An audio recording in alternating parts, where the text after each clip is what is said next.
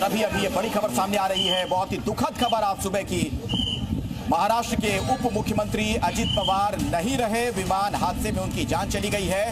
उनके साथ जो लोग सवार थे इस विमान के अंदर, उनकी भी मौत की खबर सामने आ रही है। ये तस्वीर आप देखिए एक बार फिर से आपके सामने, जहां पर यह हादसा हुआ सब कुछ वहां पर जलकर खाक हो चुका है। विमान का आगे का हिस्सा जो आप देखेंगे, बिल्कुल कुछ भी नहीं बचा, मलबा भी नजर नहीं आ रहा, इस तरीके से आग लगी। सिर्फ पीछे का हिस्सा आप देख पा रहे होंगे। तो ये क्यों हुई दुर्घटना, फिलहाल ये जांच का विषय है। क्या किसी तरीके की कोई तकनीकी खराबी अचानक से आ गई, क्योंकि रनवे से दूर है ये जो जगह नजर आ रही है।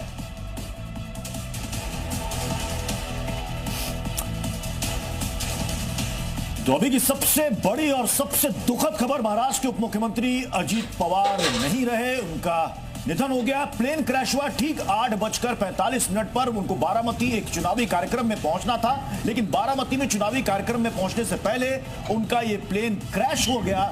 और जो खबरें सामने आ रही है उसके मुताबिक इस चार्टर्ड प्लेन में सवार सभी यात्रियों की मौत हो चुकी है। अजित पवार भी इसमें सवार थे।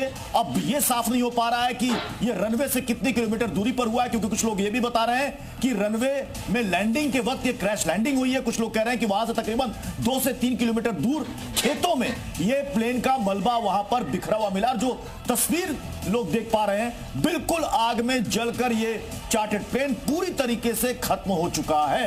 और उसके कुछ ही देर के बाद अब ये आधिकारिक तौर पर यह साफ हो चुका है कि इस प्लेन में सवार किसी भी यात्री की जान नहीं बची है। बहुत ही भीषण यह हादसा था। 3 तस्वीरें हम आपको दिखा रहे हैं। 3 तस्वीरें आप देखिए जहां पर यह प्लेन का मलबा गिरा है।